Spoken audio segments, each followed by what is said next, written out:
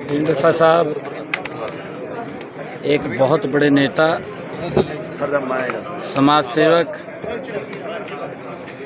और जिन्होंने छोटे इलेक्शन से लेकर के पार्लियामेंट राज्यसभा के जो माननीय सदस्य रहे हैं, पार्टी के विभिन्न पदों पर जिन्होंने काम किया है, मेरे काफ़ी लंबे समय से ढींढसा साहब से ताल्लुक़ रहे हैं।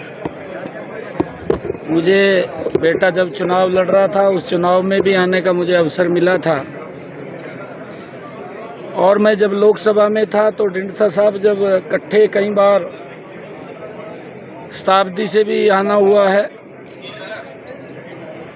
एक बड़े कद्दावर नेता सुखदेव ढींढसा वो रहे हैं। उन्होंने पंजाब को एक दिशा देने का काम किया है। मैं वाहिगुरु के चरणों में प्रार्थना करता हूँ कि उस दिवंगत आत्मा को अपने चरणों में स्थान दे, परिवार को, मित्रजनों को जो दुख हुआ है उसको सहन करने की ताकत दे, ऐसी मैं वाहिगुरु के चरणों में प्रार्थना करता हूँ। मैंने कहा है कि ढींढसा साहब एक बहुत बड़े व्यक्तित्व के धनी थे और एक छोटे चुनाव से लेकर के बड़े चुनाव तक उनके जिंदगी का सफर रहा है। पार्टी के विभिन्न पदों को उन्होंने संभाला है। विधायक भी रहे हैं, लोकसभा के सदस्य भी रहे हैं, राज्यसभा के सदस्य भी रहे हैं, पंजाब में मंत्री के रूप में भी उन्होंने काम किया है, पार्टी में विभिन्न पदों के ऊपर उन्होंने काम किया है।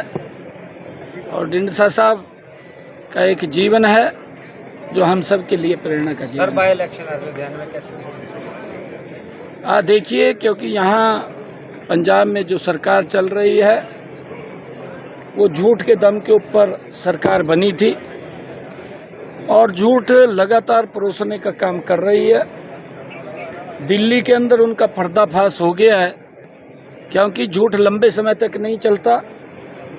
पंजाब के लोग समझ चुके हैं, पंजाब में अब इनका कोई जनाधार नहीं रहा। उपचुनाव में ही पंजाब के लोग इस बात को वो बता दें का काम करेंगे कि इस सरकार के प्रति पंजाब के लोगों का मोह भंग हो चुका है, क्योंकि हर क्षेत्र के अंदर अगर आप लोग देखेंगे लोग तंग हैं। जो वायदे इन्होंने किए थे उन वायदों के ऊपर ये पूरा नहीं उतरे, ये तो कहीं और लग गए। ध्यान लोगों की सुविधाओं की तरफ नहीं रहा, इन लोगों का ध्यान अपनी सुविधाओं की तरफ चला गया।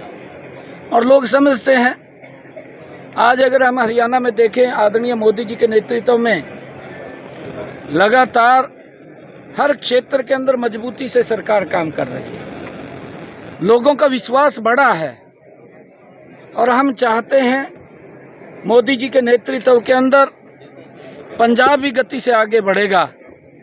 और लुधियाना का जो उपचुनाव है, हमारे जो वहाँ से प्रत्याशी हैं जीवन गुप्ता जी, वो चुनाव लड़ रहे हैं और लोगों ने मन बना लिया है। क्योंकि मैं पंजाब के अंदर घूमता रहता हूँ, मैं जाता रहता हूँ, लोग मुझे मिलते भी रहते हैं। अब लोगों का मन है कि मोदी जी के नेतृत्व में पंजाब भी आगे बढ़ेगा। और जो सुविधाएं केंद्र सरकार ने चला रखी हैं, वो तो एक भी योजना यहाँ लागू नहीं है। हम हैरान हैं इस बात से कि आज हर व्यक्ति को योजनाबद्ध तरीके से लाभ पहुंचाया जा रहा है, गरीब व्यक्ति को सशक्त और मजबूत किया जा रहा है।